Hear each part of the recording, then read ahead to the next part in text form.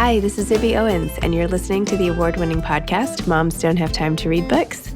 I'm also the host of Moms Don't Have Time to Lose Weight, and I'm the editor of the anthology, which you should run out and buy, called Moms Don't Have Time to, a Quarantine Anthology.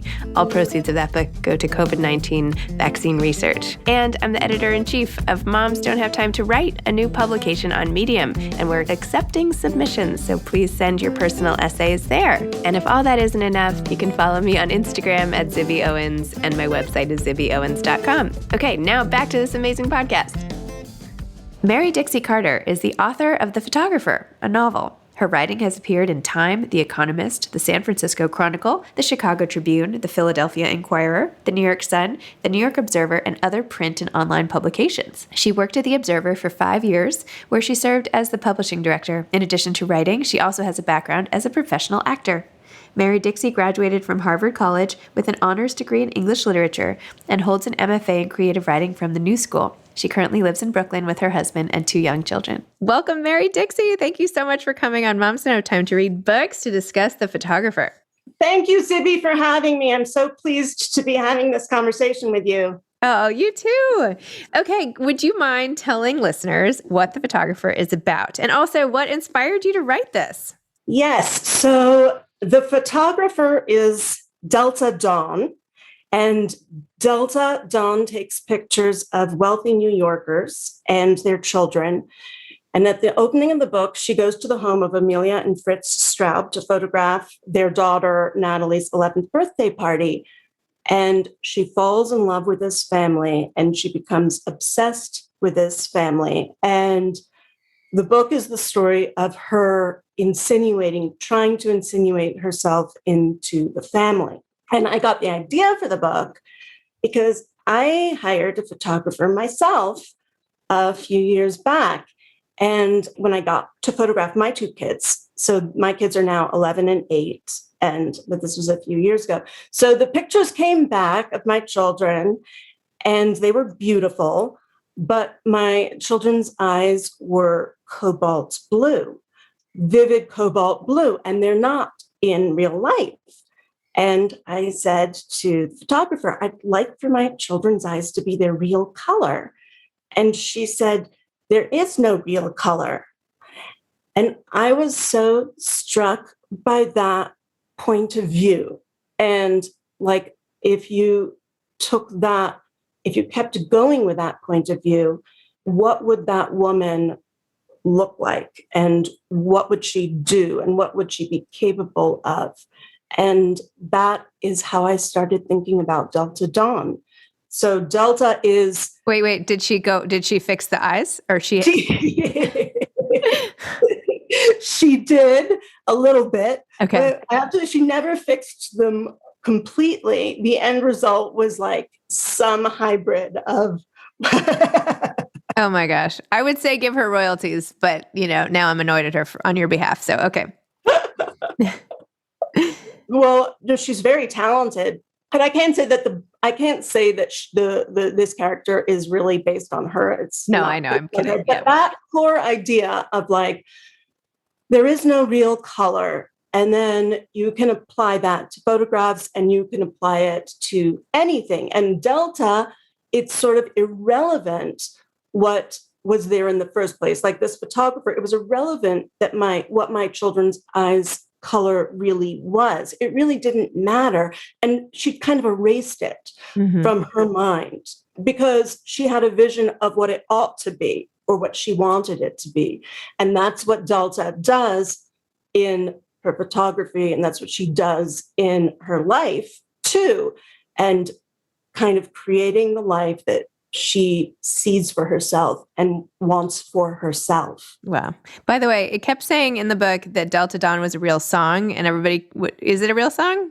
It is a real song. Oh, okay. I should have Googled it. I didn't. It's Tanya Tucker. Delta Dawn, what's that flower you have on? Could it be a faded rose from days gone by? So it's a song from, I don't know, the 70s or something. And it was sort of famous country song at the time.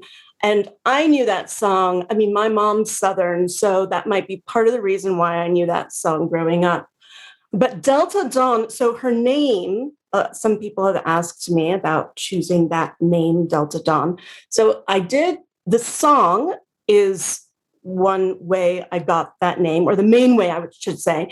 And the lyrics, if I kept going with the lyrics, which I won't, but the lyrics to the song kind of speak to this character. And there's a kind of an emotional tie-in, nothing specific in details about either the person in the song or the person in my book, but a similar feeling about the two things. And then the other thing is, so as we were discussing earlier, my name, Mary Dixie Carter, a very Southern name, a double name.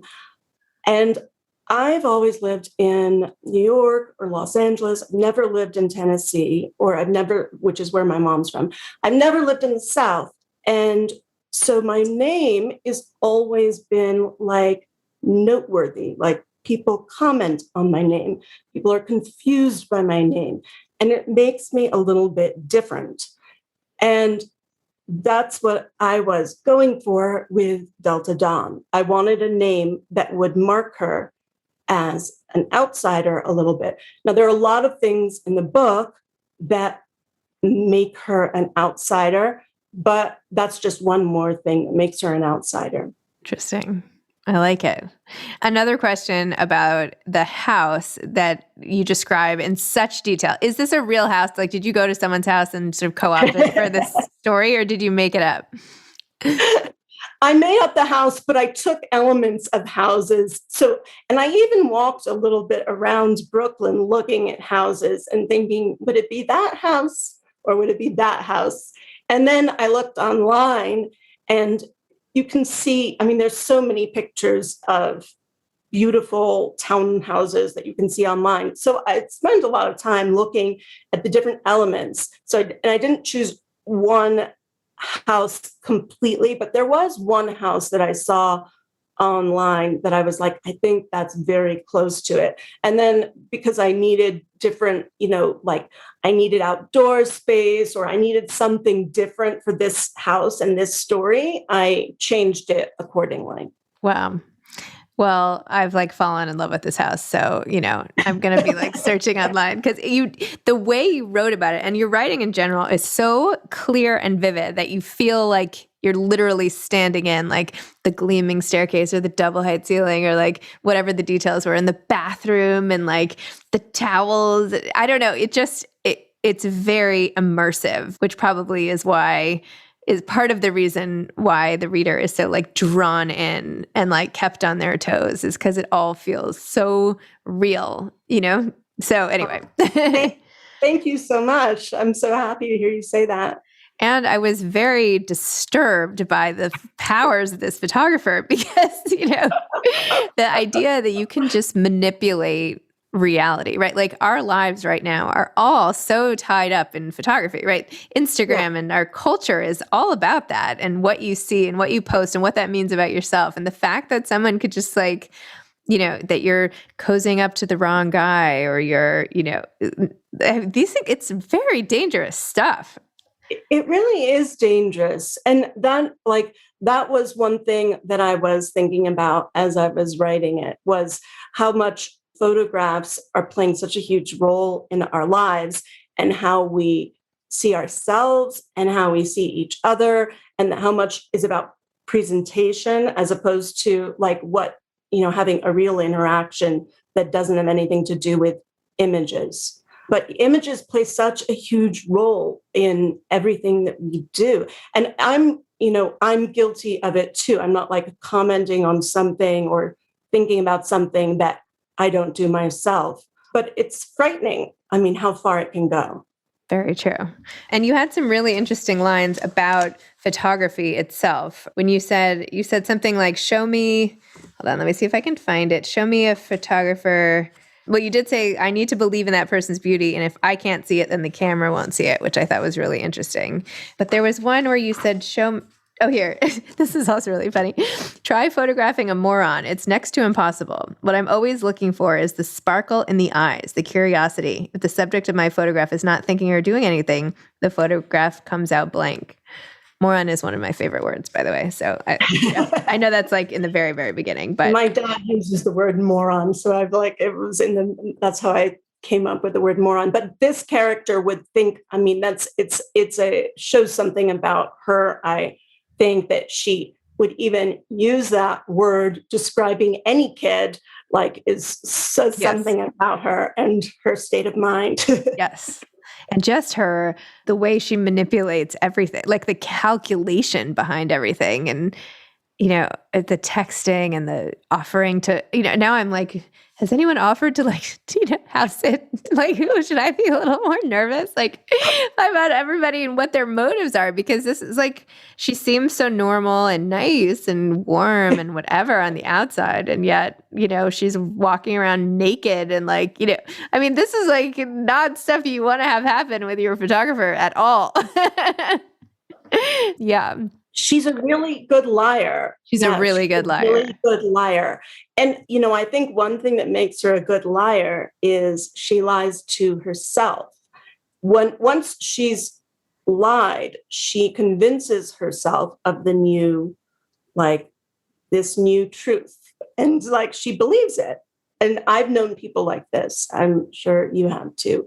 And I think we all lie to ourselves a little bit, but some people really go extreme in lying to themselves. Now I'm like, forgive me if this is the wrong. So I just learned, I don't think this was in this book, but the reason why the whites, was that in this book? That the reason why they're like in evolution, there were the whites in people's eyes is because it's so you could tell if someone's lying, because the most dangerous thing to other humans is not being able to trust other humans.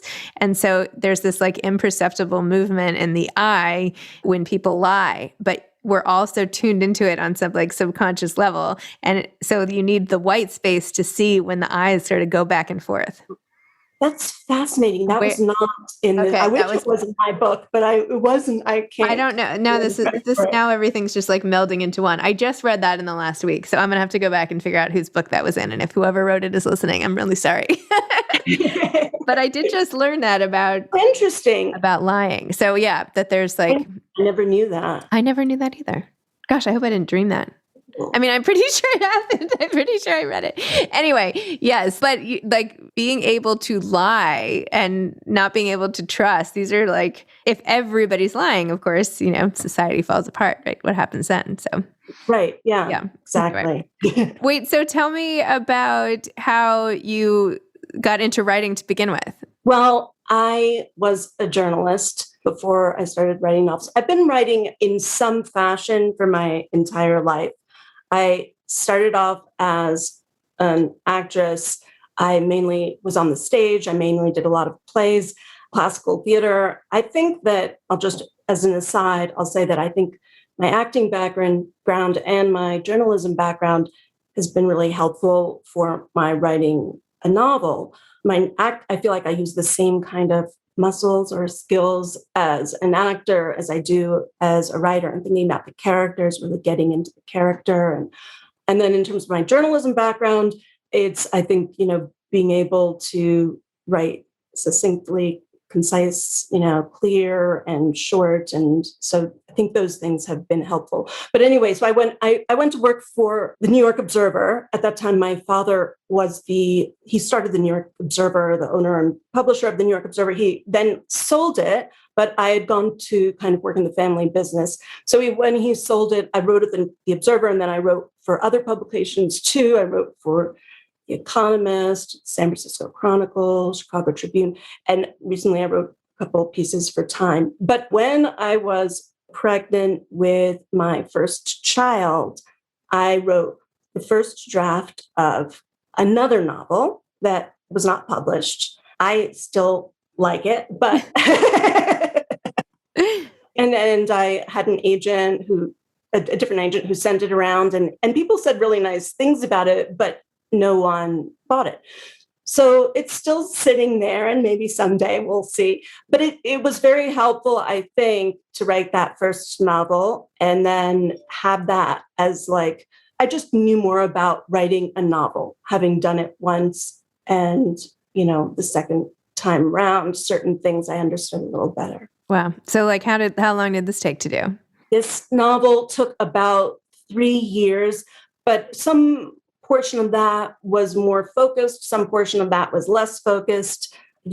Other things were happening too at the same time. And then, that 3 years was really, I'm talking about the time that I was on my own before I got an agent and before, I was working with my editor at Minotaur Books and everything. So that was the 3 years before. So it's been, the whole process has been longer than that.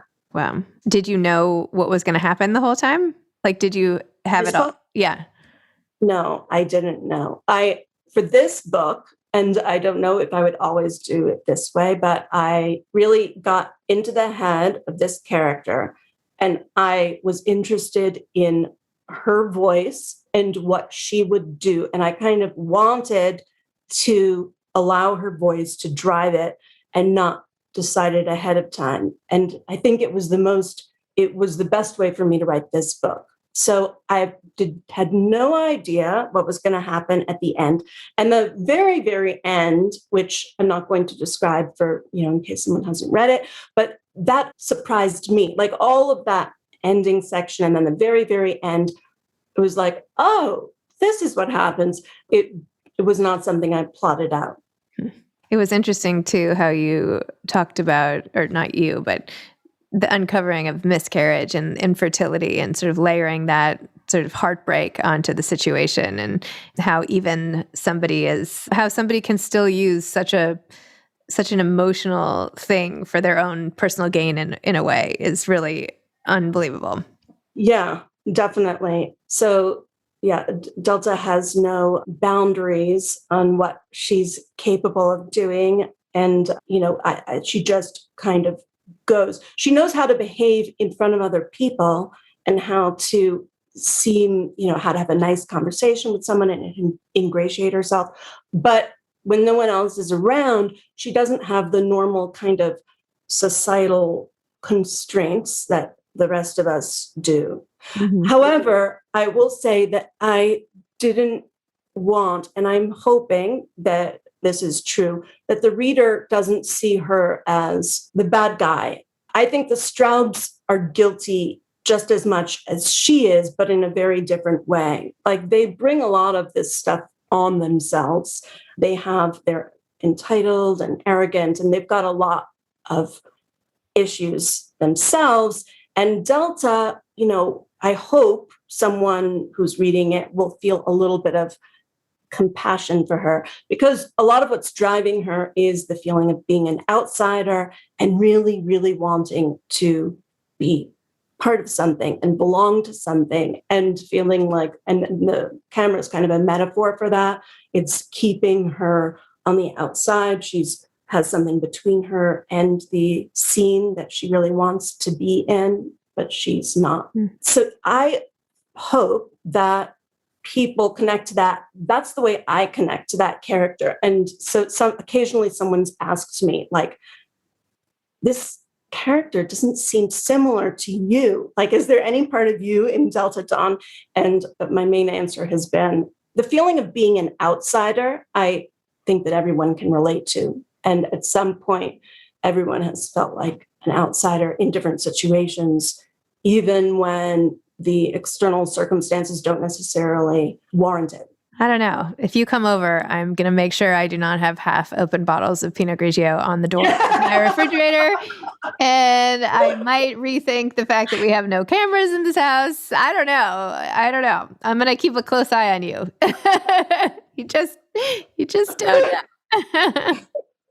Yeah, I do. I mean, the thing about photography, and I love taking pictures, by the way, like I feel like it's part of when you're more of an observer than an actor. And like, I always like to sort of watch and see what's going on, and being behind the camera is such a great buffer, and it's such an interesting way to experience things. Like even now I have to be like, okay, you don't have to take a picture, but everything I'm seeing is that way. So anyway, in that way, I totally related to Delta Dawn as well. But one photographer said to me, I can't remember who it was, but this person, he said, I like that about photography. And I like being on the outside and being able to observe the scene. And I'm not sure which comes first, the chicken or the egg. Like, are you a photographer because you like being on the outside, or you're outside? I don't know which way it goes. But his whole point was like taking kind of a positive spin